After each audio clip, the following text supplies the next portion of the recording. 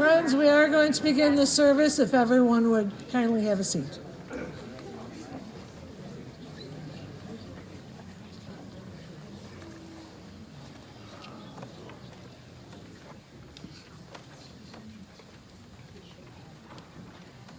There are some extra seats over to where I'm pointing, over to my left, if you're still looking for a chair.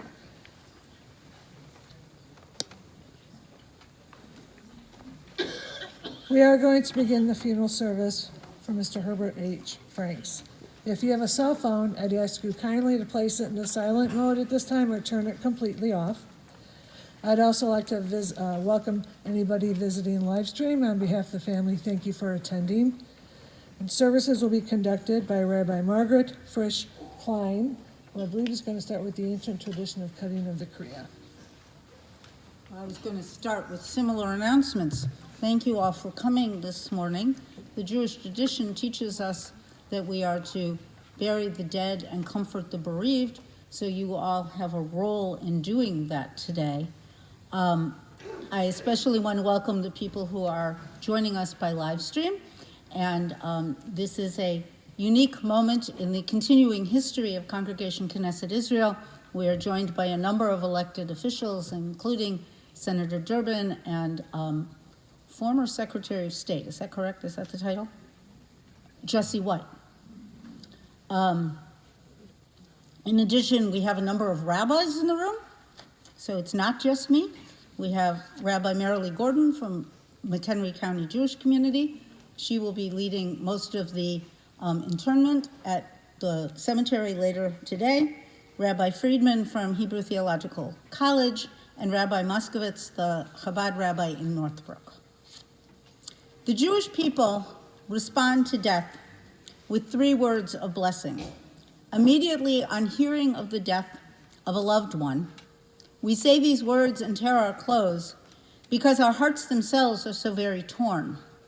Baruch Dayan Ha'emet, blessed is the judge of truth. It may seem strange to begin with words of blessing because this is not the outcome that any of us wanted or hoped for, and some of us thought came way too soon, even for somebody who was 89. Nonetheless, let us begin our service with the wisdom of our tradition. Judaism counts primary mourners as siblings, of which there are 3, children, of which there are 3, and a spouse, of which there's 1. That's a good thing, right, Eileen? They have what are called kriya ribbons, so if you tear your kriya ribbon now, you all wound up in the front row, even after I told you were going to have to crane your neck to see.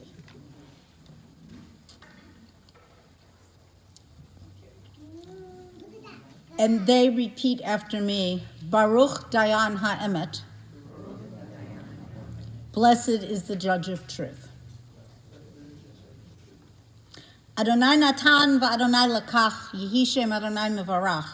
The Lord has given, the Lord has taken. Blessed is the name of the Lord.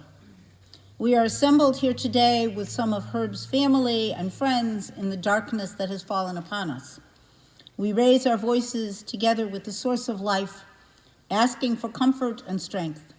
We need light when gloom darkens our lives. We need fortitude and courage when pain and loss assail us. May we find these in God. Let us find them too in loved ones and companions who do God's work by binding up the wounds of the stricken. Who among us has not passed through trials and bereavements? Some bear fresh wounds in their hearts and therefore feel more keenly the kinship of sorrow. This seems particularly poignant at this time as we watch the continuing unfolding tragedy in the Middle East. Others whose days of mourning are more remote still recall the comfort that sympathy brought to their sorrowing hearts. May our sharing of sorrow and memory today and our deeds of solace bring comfort to the loved ones of Herb. When I think about Herb, I think about Psalm 1, which says, "Happy is the man who has not followed the counsel of the wicked, or taken the path of sinners, or joined the company of the insolent, Rather, the teaching of the Lord is his delight, and he studies that teaching day and night. Some of you in this room have been his teachers.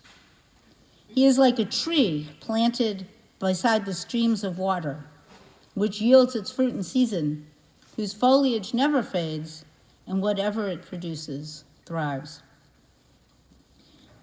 Rabbi Friedman, would you like to join me to do Psalm 23?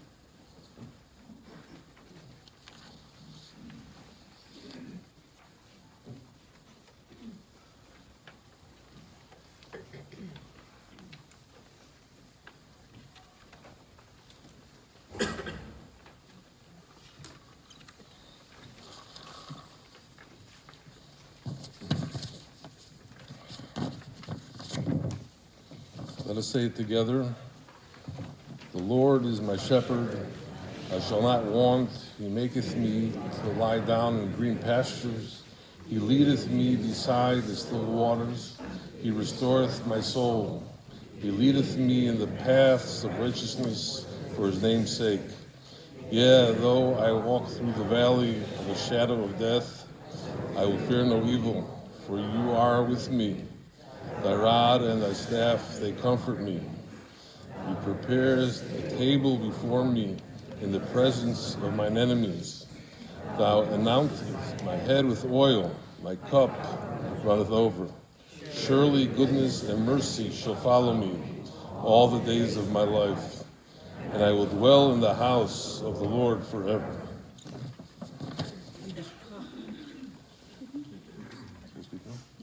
Oh, that would work too. Yeah.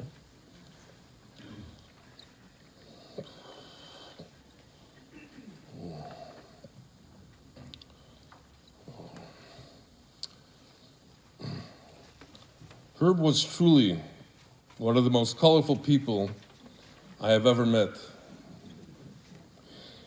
He loved life, had a magnificent sense of humor, was a brilliant lawyer, and was a kind person.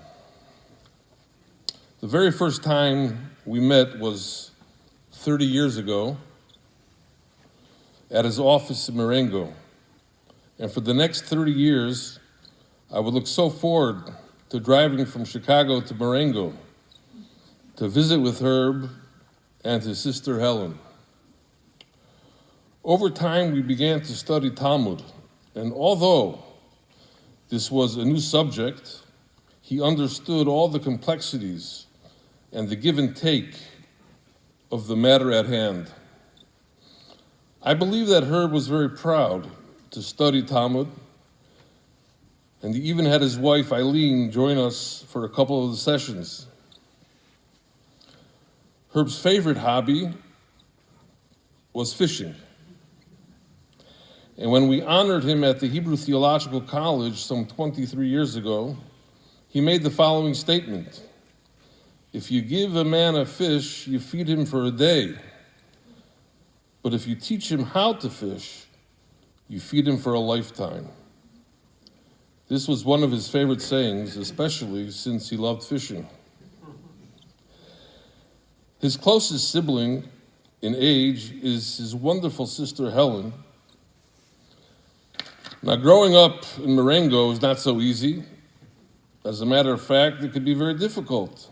But they survived because they had each other and took good care of one another and remained best of friends for the next 89 years. Fast forward 30 years later, and Herb became a very successful lawyer and went on to become the president of the Decalogue Society. Helen, who in her own right is a very acute and successful businesswoman, shared with me that when it came to business decisions, Herb was the number one man. He was the best. Like they say, he knew when to hold him and he knew when to fold him. I look at his sons, David, Jack, and Eli. They have all followed in the footsteps of their father by becoming very successful lawyers. I know firsthand that Herb was proud of their successes and accomplishments. Last but not least, the last couple months have been extremely difficult on the family. Eileen, I know that throughout this very difficult period, you are always at his side and always there for him. This is a testament of your relationship with Herb and the deep love that you had for each other. May his legacy shine upon you, David, Eli, Jack, Helen, Betty, Judy, the grandchildren, the nieces and nephews, and the extended family for decades to come. Herb, I will sorely miss you. You are a good friend. Thank you. Yehi Zichro Baruch. May his memory serve as a everlasting blessing. Amen.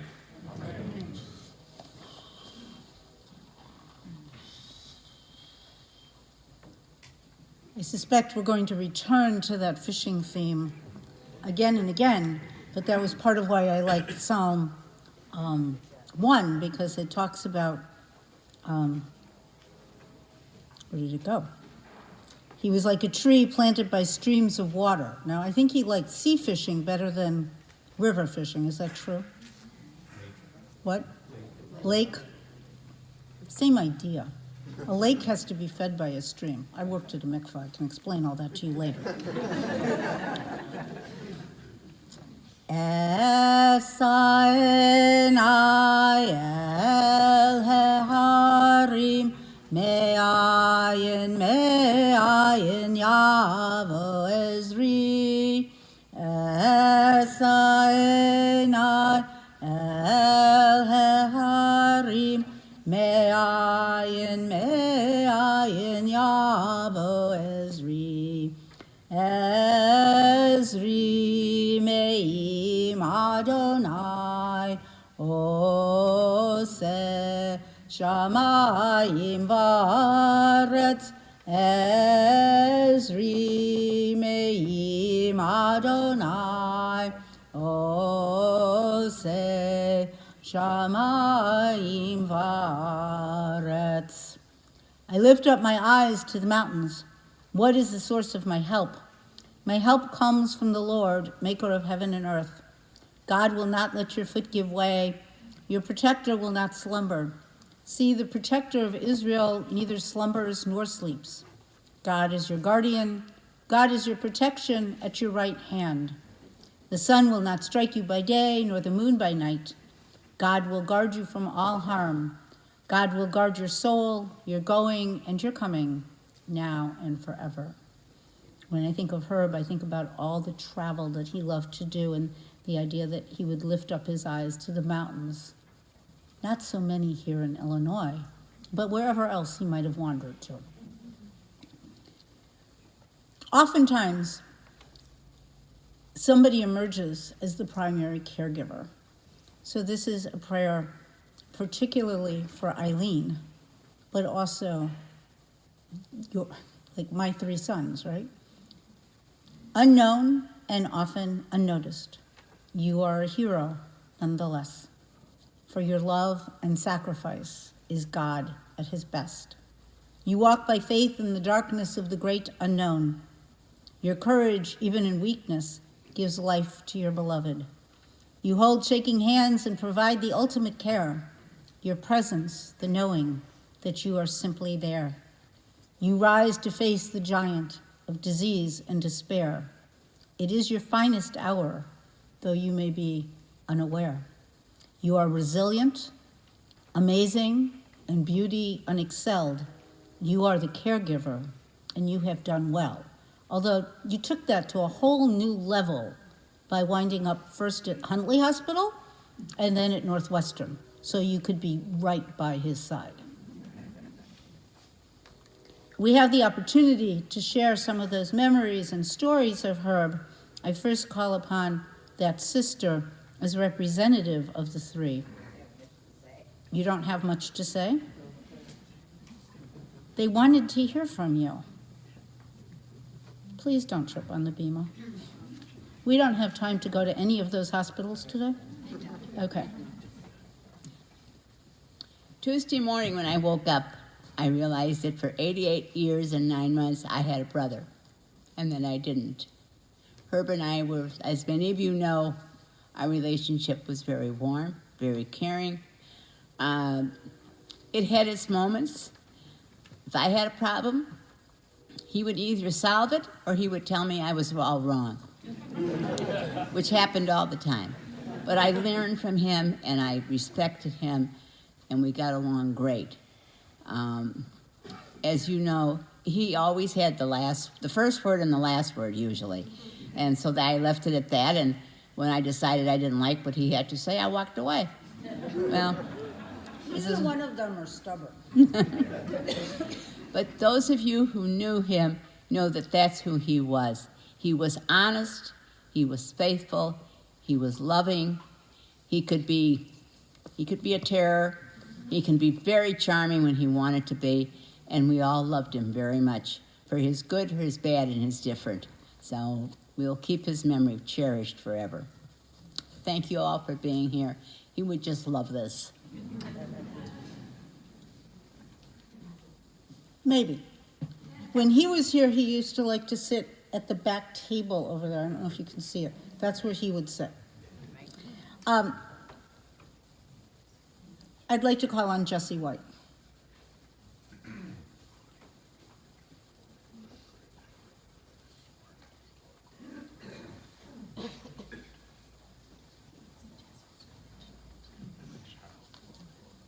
Rabbi Klein, ladies and gentlemen, most of you don't know me, but I used to introduce myself as being the person who was in your wallet, or in the case of a woman, I'm in your purse, that you could not leave home without me. I had the great pleasure of serving as Secretary of State for the state of Illinois for a period of 24 years. I want to thank you for allowing me to serve. But I've had a great experience with a fellow by the name of Herb Franks. Herb Franks and I have been friends for about 25 years. He called me one day and he said, "Jess, would you like to go up to Canada and do some fishing with us?" I said, "Okay, fine." And so every year we'd go up to Canada and we would go fishing. I said to Herb, "Herb, you know, there's a difference between the black fisherman and the white fisherman." He said, "What is that, Jess?" I said, "You know, white fishermen will fish for the sport. The black fishermen will fish to eat. The white fishermen release the fish back into the stream. The black fishermen release it into the grease. That's the difference." And then we, after we would finish fishing with Jack and the group of about 35 of us, we would play cards. And Herb was a great card player. And his attitude was, winning is for me and losing is for someone else. And he, after he would win most of the money, and sometimes all of the money, he would say, "I'm going to put this money in my pocket for the Hebrew Relief Fund." And of course, I guess you know that that fund was his fund. So I didn't want this day to pass without coming here today to say goodbye to a good friend, a gentleman who had a giving and a caring spirit, a heart made of gold, who loved his fellow man and woman, loved his family, Jack, Debbie, Eileen, the list goes on and on. And of course, my heart is broken because I will no longer get the opportunity to fish up in Canada with him. And about 3 months ago, I fished with him in Lake Michigan. And so I've lost a good fishing partner, but I've also lost a friend. And this world of ours have lost a wonderful human being in the person of Jack Franks. Thank you.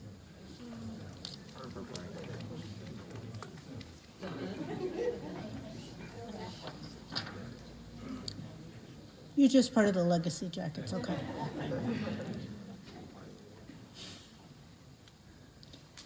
Eli, do you have a few words? No?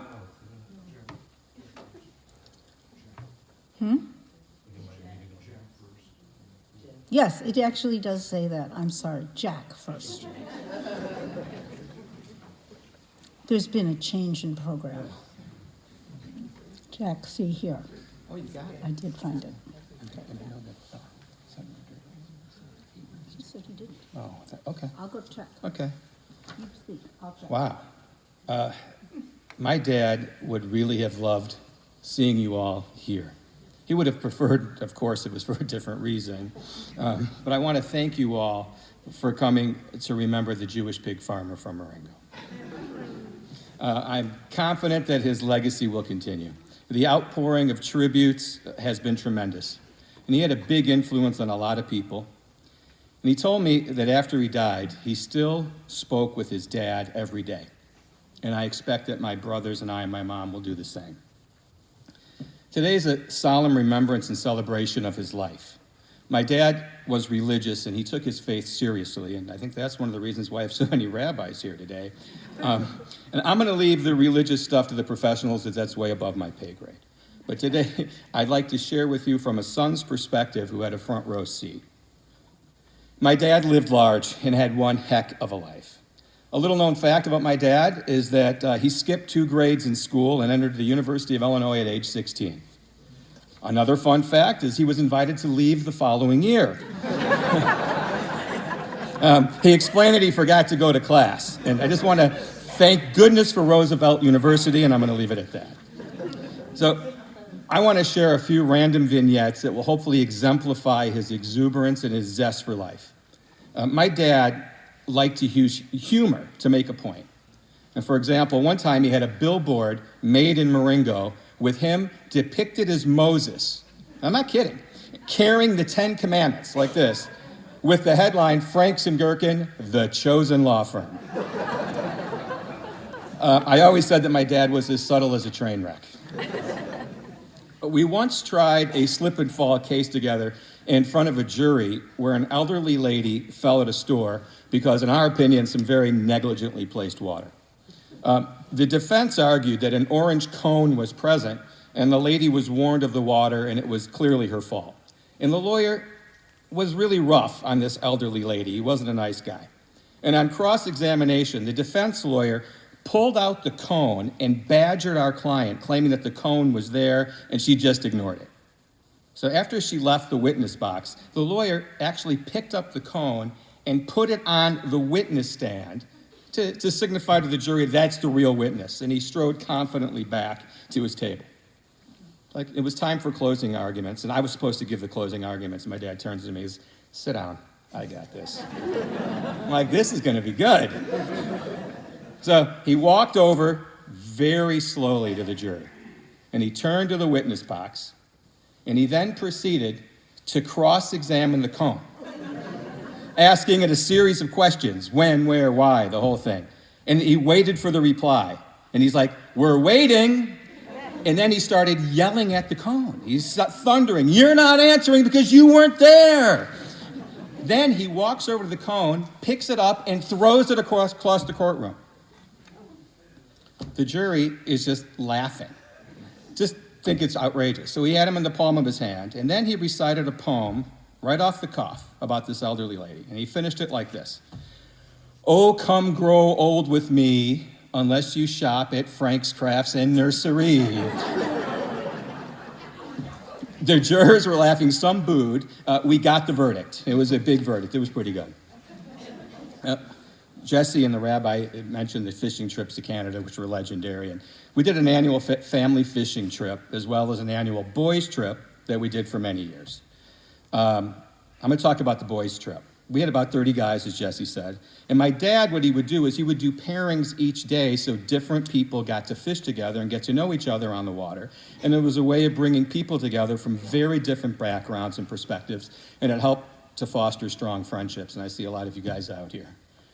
Whoever fished with my dad had to do 3 bets: first fish, most fish, and biggest fish. And we're talking really big stakes. It was $1 or $5 for each, right?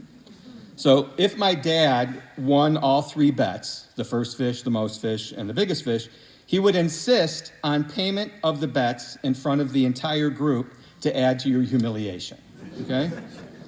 So on one trip, there happened to be the Chief Justice of the Supreme Court, a federal judge, and a circuit judge. And a dispute broke out whether my dad had actually won all 3 bets. Alcohol and swearing ensued. This was over dinner. So the 3 judges decided to hold a trial after dinner between the litigants. And I'll give the facts as follows. My dad was fishing with another lawyer, David Felsen, who caught a large walleye. So nature called, and my dad, not wanting to waste any time, turned to the guide and gave him his rod. So while my dad was doing his business over the side of the boat, the guide continued fishing with my dad's rod. Thereafter, a large fish attached itself to the pole that the guide was holding and hooked. The guide even started to reel the fish in. So, of course, my dad sat down, took the pole back from the guide, and took the last 2 turns of the crank and landed the largest fish of the day. He then claimed it was his fish and declared victory on the bets. So the judges heard the testimony and deliberated thoughtfully and told Mr. Felsen, though it appeared that he may have thought that he caught the biggest fish, they were ultimately unanimous in their decision and that my dad actually had caught the biggest fish. So these august justices openly stated that they were doing this for this reason, that they were going to dance with the girl that brung them. So Felsen, he doesn't know Illinois politics, clearly, disgustedly threw the $15 at my dad on the table. So you know what my dad did? He then proceeded to put a $5 bill into each of the judges' pockets. So I want you to know, none of this is made up or embellished in the slightest. Am I right? All right. I'm going to leave you with this. When my dad was president of the Illinois State Bar Association, and I see some of the presidents here today, one of his duties was to comment to the media on important legal issues of the day. And it so happened that Ken Starr was conducting a witch hunt into President Clinton's Whitewater dealings, in which Mr. Starr found nothing tawdry about Whitewater, but did discover some interesting evidence concerning a young lady named Monica Lewinsky. And some of you may remember this, famous for all the wrong reasons. So my dad got called by CNN to comment on the Starr investigation findings and the impeachment proceedings against the president. And this is what my father said on national television. I presume that if you gave me $40 million to investigate, that I could make Mother Teresa look like a woman of ill repute.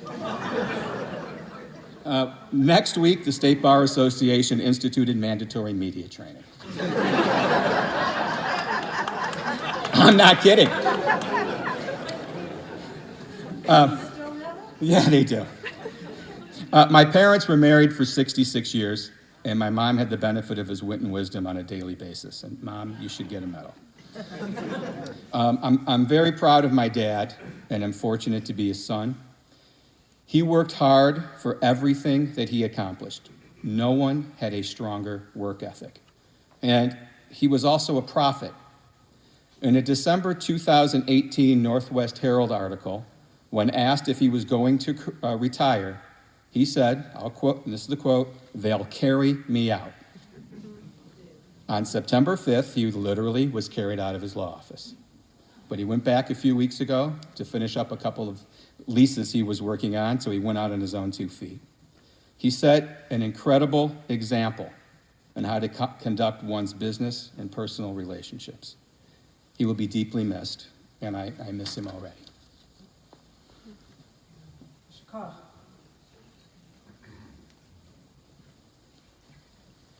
Hey, let's see if I've got the order correct again. It's my honor to call on Senator Durbin. There was, in Judaism, we talk about, I'm just curious, well, he's coming up. How many of you are lawyers in the room? Hands down. How many of you are rabbis in the room? Okay. How many of you are something other than a lawyer or a rabbi? Okay. Your turn. It's an honor to be here. Eileen and family, I wouldn't have missed it. Each of us has such a wonderful story to tell about Herb. Mine starts almost at the beginning of his political involvement. Fresh out of law school, I went to work in Springfield for a fellow named Paul Simon. And he went quickly to work to try to be elected governor of the state and traveled all over, and I was with him. We always knew when we got into the Rockford, this area, there was one stop for sure, and that's Herb Franks. He was president of the Young Democrats back in the day, and kind of amazing when you consider where most of the Democratic votes are, that someone from Marengo would end up being the statewide president. When you're in politics, as Jesse can tell you, real friends stand out. There are a lot of people who just want to glad hand you and give you a few words of advice, and that's all part of the business. But there are people who genuinely care, and you can feel it. I first ran into Herb when I ran for Congress. I had an election down in Springfield, Illinois, that of all things involved the future of the Middle East, Israel, and the Palestinians. My opponent's name was Paul Findley.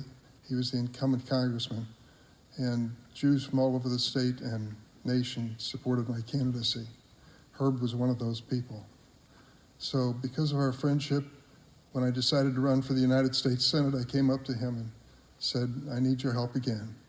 This was in 1996. I can tell you that I didn't have a lot of connections and friends around the state beyond my congressional district, but I certainly knew I had one in Herb.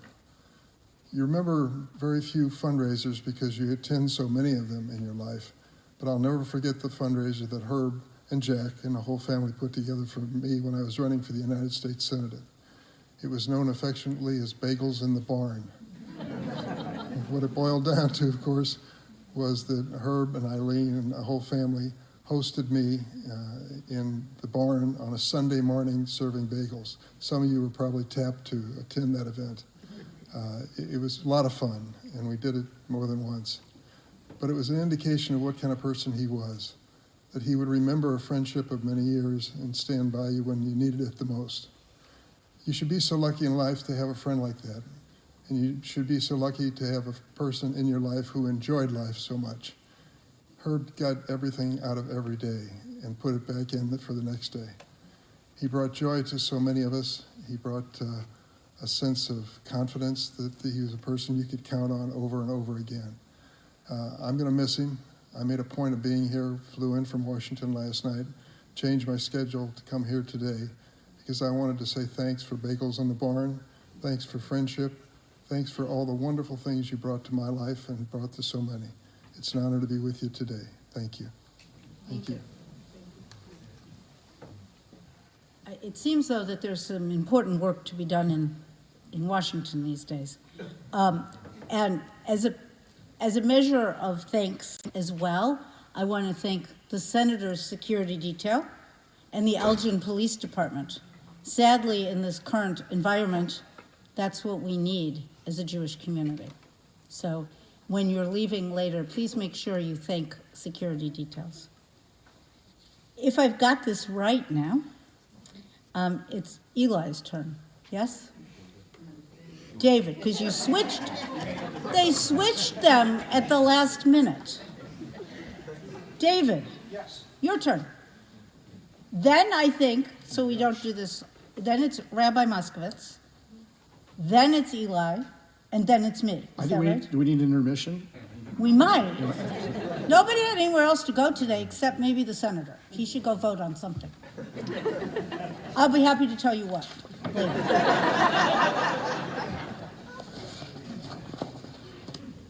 I don't know how I got the privilege to follow two politicians to address this group, especially when I have my brother Jack, who's so seasoned in telling jokes.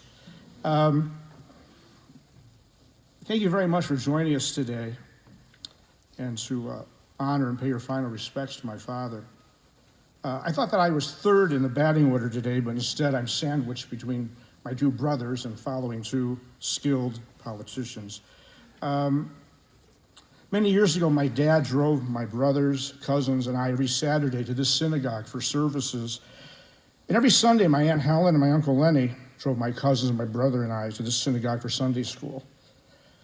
As a young boy, I never thought that I'd be standing here today under these circumstances. Pretend it's your bar mitzvah again. I'm trying. I'm not surprised to see that this sanctuary is overflowing with friends, warmth, and emotion. My father touched the lives and earned the love of many people. As you know, my dad achieved a great deal in his life. He was truly a visionary. And while many recognize that he formed banks, was elected president of the Bar Association, and earned numerous awards and accolades during his lifetime, many people don't know what he did in those positions and what he did for others. At first, you think that they're just a series of personal achievements. But if you dig down, I'm going to share with you what he did with those positions. He truly was a visionary. He truly bucked trends. My dad, the Jewish pig farmer from Marengo, the son of Polish and Austrian immigrants, was colorblind. He didn't see white people. He didn't see African American people. He didn't see Hispanic people. He didn't see Asian people. He didn't see Christians. He didn't see Muslims. He didn't see Buddhists. He didn't see Jewish people. He did not see men. He didn't see women. Rather, he saw people. He saw humanity. He once told me that wisdom, that intelligence, is the ability to see things that others don't see. He shared me with a story where his father, our grandfather Carl, was denied a loan from a local bank because he was Jewish. The family felt the sting of that rejection. And he told me one reason why he formed banks was because he didn't want other people to experience the sting of that rejection. At one time, Hispanic people in McHenry County couldn't obtain loans. He understood their disappointment. He understood their pain. It actually angered my dad. He decided to show the established, entrenched banking community that there was a new sheriff in town, that the wind was going to start blowing in a different direction. And after establishing and learning the business of banking, Dad ensured that Hispanic people acquired loans. He also noticed after he started running banks that women usually had only teller or maybe loan officer positions. He didn't like that reality either. So he recruited and hired a woman to work as one of his bank presidents, a time when women were not hired for senior positions in the banking industry. He also used his position as president of the Illinois State Bar Association to help others and to mentor and to advance people. He personally researched and he identified attorneys of color, minority attorneys, and he appointed them to section councils and committees on the Illinois State Bar Association. He gave these people a seat at the table. He gave them a greater voice. He encouraged their participation and their movement to leadership positions throughout the ISBA. Being a visionary, he knew that he needed to plant the seeds of change in order for the Illinois State Bar Association to evolve, grow, and remain relevant. Diversity, inclusion, and equity, they weren't recently born. Herb Franks started diversity, inclusion, and equity in 2000 when he took over the reins of the Illinois State Bar Association. Several years ago, a group of people in McHenry County were having difficulty acquiring zoning for a mosque. Yes, you heard it correctly, a mosque. In fact, they had been denied zoning approval on more than one occasion. They met with my dad for his guidance and his help. My dad didn't see these people as Muslims. Rather, he saw them as people who wished to worship God according to their custom and practice. My dad obtained zoning approval for that mosque. In fact, in 2014, my father took me and led a mission of several people to Turkey, a mission which supported Muslim clerics who were promoting democracy and secular rule in Muslim nations. Great leaders are those who take note of the world around them. They see the value in everyone and build people's spirit. My dad did not see differences between people. He understood how similar we all really are, our desires, our hopes, our needs, how we are all connected. And if you haven't heard, my dad had a terrific sense of humor. Many years ago, when I was in college, I told my parents I was going to take skydiving lessons. I called my mom and dad to tell them about the training, what I needed to do. I called them early in the week. My dad asked me when my first jump was scheduled. I said, Dad, later on in the week, I think on Saturday or Sunday. A couple of days later, he called me while I was at school and said that he was now prepared for my jump. And I said, Dad, how are you prepared for my jump? And my dad, mustering all the paternal love and care he possibly could, said, I just took out a $100,000 life insurance policy on you, and if your chute doesn't open, I'm going to have mixed emotions. True story. Mom, do you remember? True story. It was so warming to me. Okay. If you haven't heard, my dad liked to fish. Does everybody know my dad liked to fish? Wait, how many of you went fishing with him? Oh, yeah. Yeah. All right. I'll just go home now. Several years ago, he organized a fishing trip to the Hay River, which is located 700 miles north of Edmonton in the Arctic Circle. And as Jack said, we had bets for first fish, most fish, and biggest fish. And this was high stakes betting, like $1 on the bet, okay? On the first day, my dad and I decided to fish together. And I always used a standard rod and reel. He used ultralight because he was skilled enough to handle big fish on small tackle. So my father, in typical fashion, knew how to call fish. You remember, anybody fished with him, you remember how he called fish? Suey, suey, here, pig, pig, pig, suey, suey, okay? Well, he did with me, and it worked because about 10 minutes later, I hook into a large northern, okay? Takes my rod over, okay? I'm really excited. I've never hooked into a fish this size before, and I'm working this fish. My dad's looking at me, and he's smiling. He's all full of himself. He liked it, yeah. So he starts yelling at me, keep your rod up, keep the line tight. Dad, I know. Keep the rod up. Dad, I will. I'm fine. I'm good, okay? So I look over. I see out of the corner of my eye that his ultralight bent over. He hooked into a big one as well, okay? And he had also hooked a very large northern pike. So my dad said, very graciously, he said, get your minnow out of the way and don't tangle up my line, okay? I took exception to what my father was saying, and I said, dearest father, you're very mistaken. I have a much bigger fish than you do, and you need to get out of my way, okay?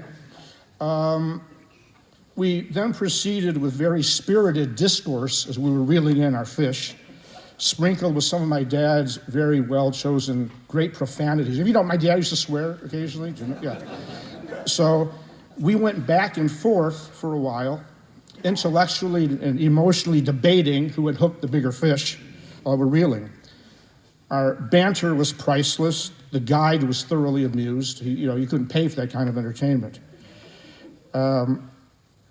So the guide nets my fish first, and then he nets my dad's. He lays them on the bottom of the boat. It's like we had 2 torpedoes laying on the bottom of the boat. And the guide measured them, and I could see that I lost the bet, and he wasn't going to let me forget it. Mine measured out at 42 inches. Dad's measured out at 46 inches. He was happy for both of us, but he wasn't going to let me off the hook, literally. So he's sitting in his chair, and he's looking at me, and he's pointing at the fish. Dad, yeah, I know. Yours is bigger. You beat me, Dad. It's bigger. And he reminded me, well, we take pictures. It's catch and release. The guide revives the fish, and we watch these 2 monsters swim off. We're sitting in the boat, and he says, you know what that means? Yes, Dad, I lost the bet. I know. You owe me $1. Dad, I know. I owe you $1. I'll pay you the $1. Okay? I want it now. On the spot. I said, Dad, really? He said, yeah. So I reached into my vest, my fishing vest. I pull out my wallet. I drop my wallet.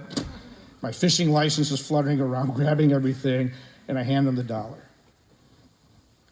He took it, he inspected it to make sure I hadn't, printed it off that morning, and put it into one of his pockets.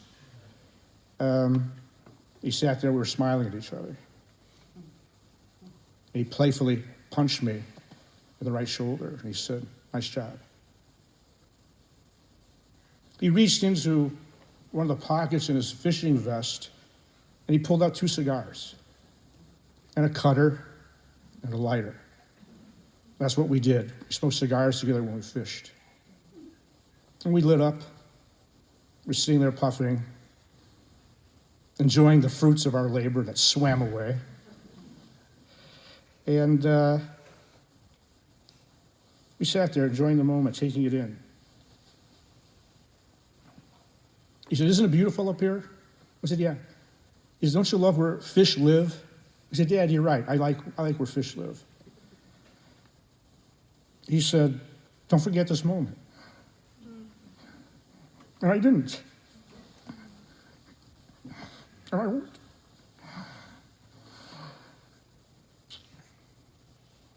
Mom, you're not alone. Jack, Eli, and I are standing with you, and will always be with you. My dad never forgot where he came from. He was a friend to all and a father figure to many. They don't make him like my father anymore. And there never will be another Herb Franks. I'll do my best to live my life as my dad lived his and honor his legacy. Dad, I miss you. I'll always love you. Thank you. Thank you.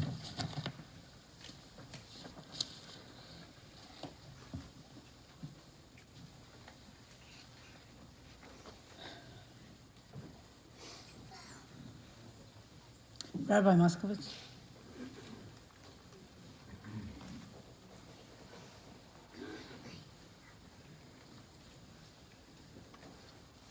I feel like we need a 7th inning stretch, but we'll wait.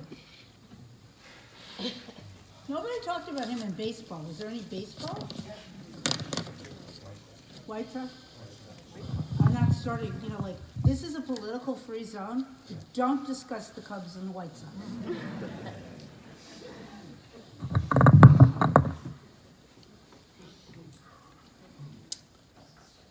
Last week, we read in the Torah, in the weekly portion, the story of Abraham, Avram Avinu, the first Jew. And the way the Torah introduces Abraham is with the command of God, go forth to your land, go forth from your land and your birthplace to the place that I show you, and I will make you a great nation. I will bless you, and I will make great your name. When a child is born at the bris celebration, so we give a blessing, a wish to this child. Zeh hakatan, this young infant, gadol yihiyeh, should grow into greatness. There are many good people in this world. But Herb, Chaim ben Eliezer Alter Halevi, wasn't just a good person. He was great. A great man, a great brother, a great father, a great lawyer, a great advocate for justice, a great friend, and a great Jew. I recall visiting Herb once with my father of blessed memory in his office, and we were talking, sitting in the room under that big fish. I have to mention fishing. And we're talking about our dream. There's this building we want to buy for Chabad of Northbrook. And when we're looking into it, we're having a little challenge with getting a mortgage. I mean, it's a nonprofit. Who wants to give a mortgage to a nonprofit? And we're talking about this idea, this dream. And he says, hold on. Picks up the phone, calls someone, says, hi, I have a friend here. They want to buy a building in Northbrook. Could you take care of them? He hangs up the phone. He says, here's the number. Call them when you leave. You'll be okay. And since then we got the VIP Herb Franks treatment. He wasn't just a lawyer. He was a great lawyer. I remember once in conversation, he shared with pride how he insists on having the best team. At Franks Gherkin, and the other words changed, so I can't keep up with the...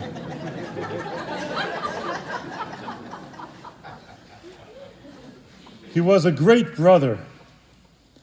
For years, I think starting in 2008, he would come Tuesday evening, drive up to Northbrook to participate in the Jewish Learning Institute, Chabad's adult education program.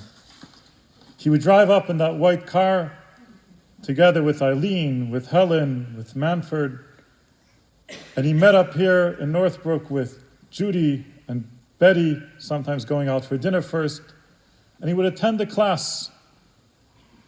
And in this class, you saw his greatness. He always had a story to share, an insight to give. But you also saw his humility. He asked good questions, and usually he waited to the end of the class to share his provocative statements.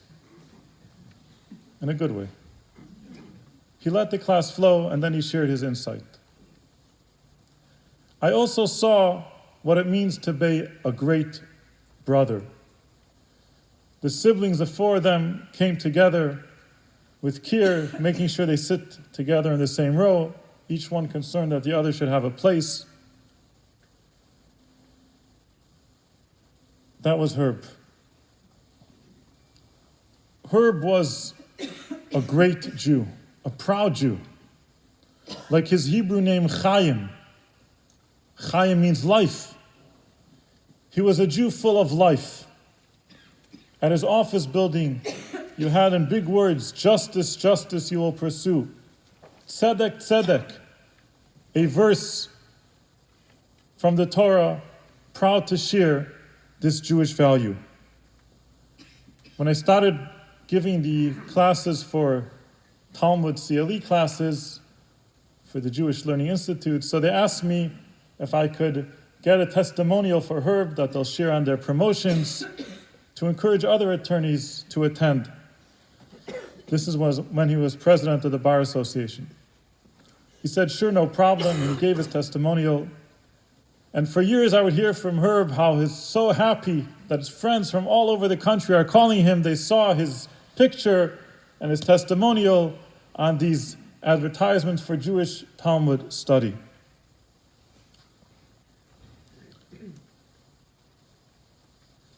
Herb had a great soul. Last year, he dedicated the library at Chabad of Northbrook. And when I asked him, what could we do to celebrate the occasion? He said, no, nothing. I said, we got to do something. So he says, we'll have a few friends, a few family members. And at that moment, he spoke, he shared a little bit about his life story. And you felt that neshama, that great Jewish soul that had such satisfaction just from being involved, just from furthering and expanding Jewish education. Not too many weeks ago, I was in the hospital visiting him,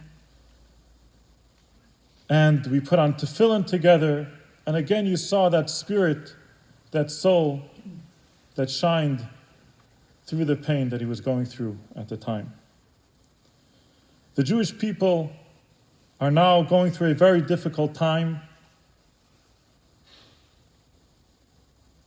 For some, this is a time that we have never experienced in our lifetime, such a difficult time. And we might have this feeling, this thought, perhaps we should tone down our Judaism, maybe not publicize it so much, maybe not be so in the public arena, maybe hide our mezuzah or a Star of David or a yarmulke. But Herb taught us we should stand tall and we should stand proud. Proclaim our Judaism with pride. We should be Chaim, a living Jew, an active Jew, and let the whole world know that Am Yisrael Chai. Let's learn from Herb and not settle for good. Let's be great.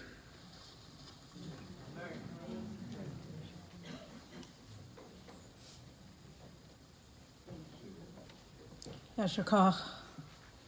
We turn now, I think, to Eli.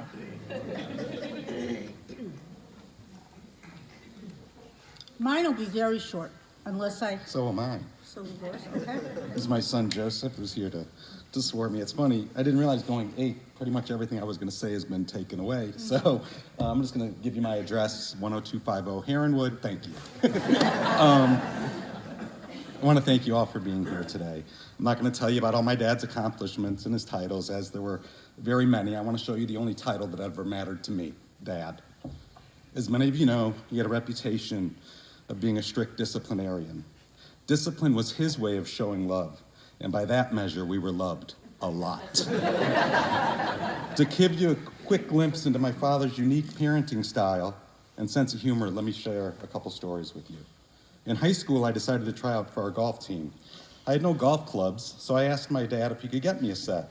I think he went to the local dump before presenting me with my very first set of highly used golf clubs, complete with a bright pink putter.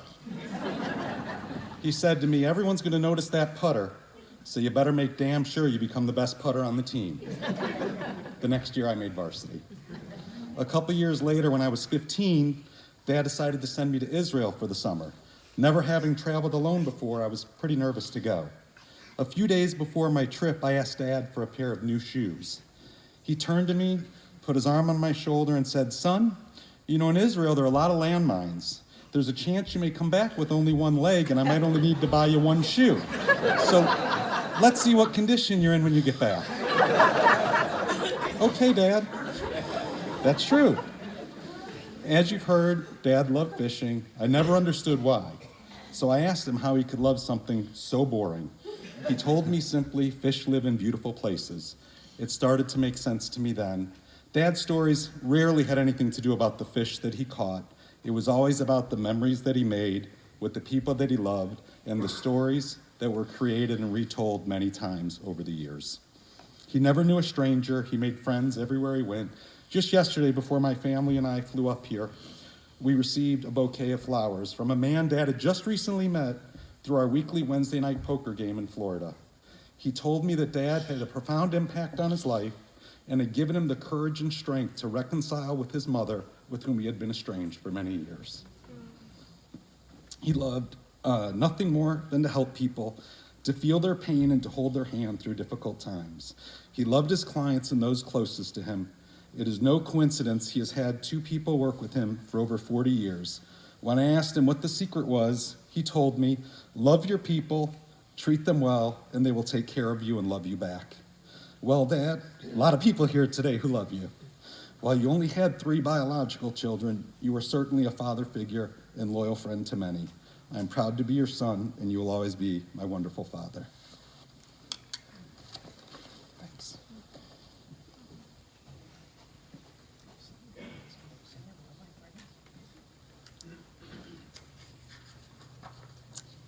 This was referenced already, but I started with tzedek, tzedek, tirdof.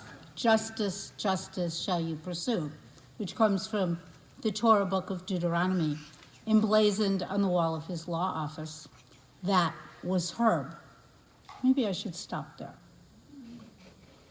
A man of justice, a righteous man, a tzaddik, a lawyer. He pursued justice wherever he went. The prophet Micah taught that we should do justice, love mercy, and walk humbly or modestly with God. Jews debate everything, so we could debate each of those translations. We're not going to do that today. The commentators then ask what it is to walk with God. It doesn't actually say fish with God. Their answer is that we need to clothe the naked like God clothed Adam and Eve, visit the sick like God visited Abraham, open your tent to everybody on all four sides, and we need to bury the dead like God buried Moses. That was Herb. Herb and Eileen welcomed so many people to their home in Marengo. It's just a mere 35 miles west. Helen can make it in 20 minutes. The rest of us should take a little bit longer, and Jesse, I promise I'll get the sticker for the back of my car. Their house was always open, entertaining friends, taking in kids who were down on their luck, strangers even, mentoring and motivating so many people. Herb was parents to lots of people, father to many. He remained friends for life with, as somebody put it, the craziest of people that you wouldn't expect, with everyone maybe, the exchange students, the high school friends of his sons, whomever, because quite simply, he cared about people, whoever you are. You needed pots and pans for your new home? The Franks would give you their own. Food, housing, clothing, a friendly ear, whatever you need. What you may not know about Herb is that he was a bar mitzvah, I believe, right here at CKI, as were all of the sons. Maybe right here where I'm standing or on the other side because we've switched. We had talked about celebrating that fact last year, but he told me to stop mentioning it because, like he told you, he didn't want a party, he didn't want to make a big deal of it, and he didn't want anybody to think he was old. So I backed off. I sort of regret that. Recently, I learned something else he did behind the scenes. On Yom Kippur, it was too far to drive back to Marengo during the break, and so he would go visit families that were sick, like the Pauls and the Hamflings. Did I get that right? Hamflings? Okay.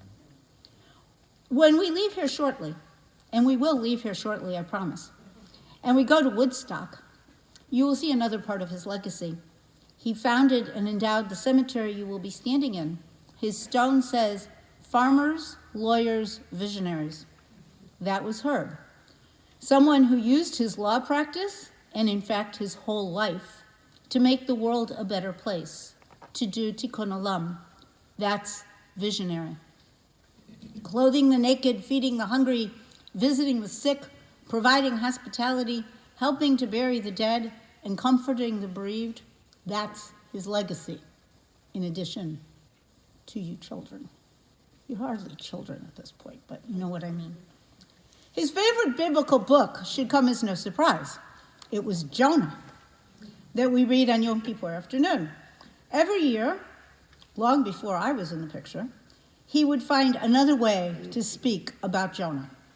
His annual remarks were eagerly anticipated by many, and even this year, when he was still able to write, he wrote it out, and then Jean delivered the remarks. I think I figured it out, what his fascination with Jonah was. Herb loved the sea, but more than that, he loved fishing. This is not a fish tale. I think he was trying to catch that dag gadol, the big fish of the story, or maybe the one that we heard about that was at the bottom of the boat. I don't know. There were annual trips to Fort Frances in Canada, to Arkansas, to wherever. He loved fishing in New Zealand. Some of you, many of you here today, are his fishing buddies. He dreamed of one more fishing trip. That's the last thing he probably told me. I just want to go fishing one more time. I thought that was in West Palm, but apparently he wanted to go to Arkansas. Maimonides taught us the 8 levels of tzedakah, of righteous giving. It's that same root, tzedek. Herb was a big believer in tzedakah, often anonymously. So you may not know where all of that pocket money went. The highest level of tzedakah is to help someone become self-sufficient by giving them a job. When I teach that to kids, see, Jesse, you stole my line. I use the old story, give a man a fish and he eats for a day, teach a man to fish and he eats for a lifetime. Ron Wolfson wrote a book, The 7 Questions You're Asked in Heaven. He identifies those questions as, did you tell the truth in business and elsewhere? For Herb, we could answer yes. Did you leave a legacy? Just look around you. His children, his grandchildren, for sure. His shuls, there were more than one. His business, his modeling of his values. So we can answer yes. Did you set aside time to study? He clearly did that. You've heard examples of that today. So we can answer that as yes.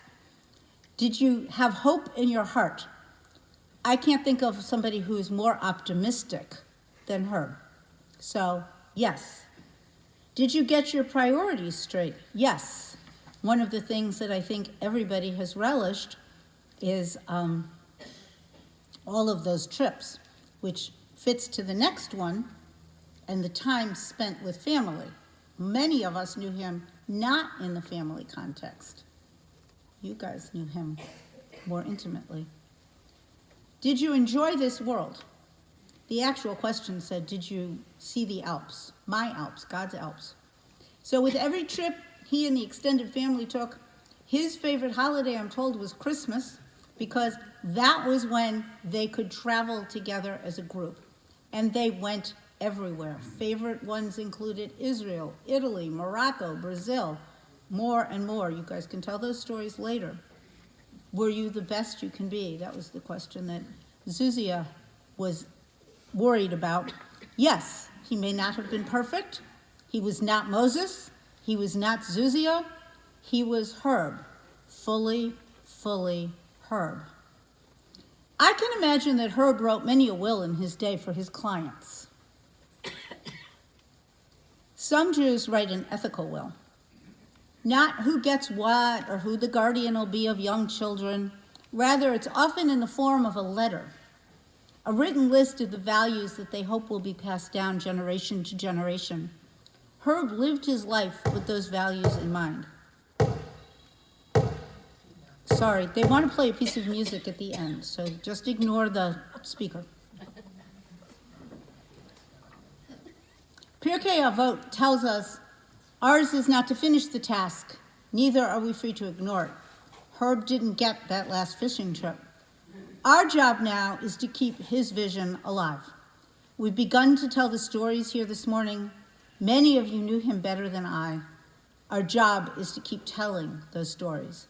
Tell them to Eileen, to David and Eli and Jack, to Helen and Judy and Betty, to all of the grandchildren, especially the grandchildren.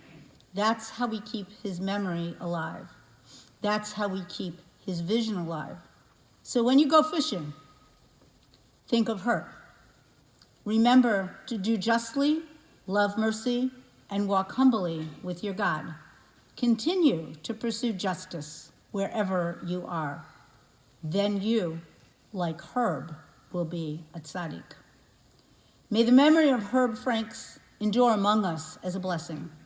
In your own time, O God, when we too are called to eternity, may we leave this life secure in the faith that in your light we too shall see light.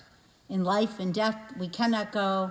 Where you are not and where you are, hope endures. Sustained by this assurance, we invoke your name, Almighty God. Ken Jacoby, where did you wander to? Can you come up and maybe Peggy from Chicago Jewish Funerals? There she is. Ken is a master shofar blower here at Congregation Knesset Israel. He has introduced us to a tradition of blowing a tzaddik into heaven. We may repeat this. You may repeat this later. So he's going to give us one single blast of the shofar. Then Peggy will give us the announcements of how we get to Woodstock. You may want to come up here. And we will continue our day in Woodstock. You're going to be there? Can you wait 1 second? Can you see him? Because we're live streaming.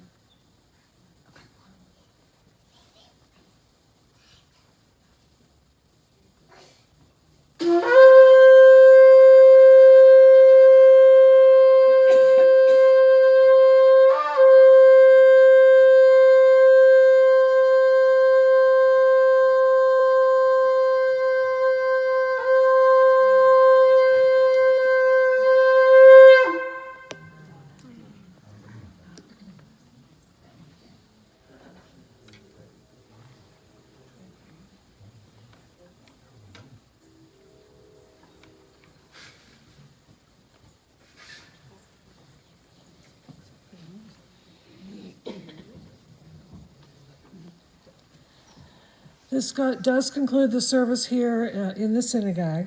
The family will be receiving condolences, Shiva period, at the Franks residence, 19324 East Grant Highway in Marengo, immediately following the interment today until Shabbat. Saturday, tomorrow, 6:30 p.m. till 9 p.m. And then Sunday, 11 a.m. to 6 p.m. And that address is on the folders. If you don't have a folder, it's also on our website with the Shiva duration as well. Interment will take place at McHenry County Jewish Cemetery in Woodstock. There will be no formal procession. So what we're asking everybody to do, we did put basic directions on how to get there, but if you plug in Oakland Cemetery into your GPS, it should get you right to the area you need to be, but it's a section of that cemetery, McHenry County Jewish Cemetery. And again, there will be no formal procession whatsoever. Everyone will meet at the cemetery, say like in an hour or so before we begin leaving here from the synagogue. The following people have been selected to serve as pallbearers. When I call your name, if you could come forward. David Franks, Jack Franks, Eli Franks, Judd Koenig, Steve Kling, Joe Ponitz, Don Huntington, and Bobby Schott. At this time, I would ask that everyone please rise as the family, the rabbi, and Mr. Franks are escorted from the synagogue.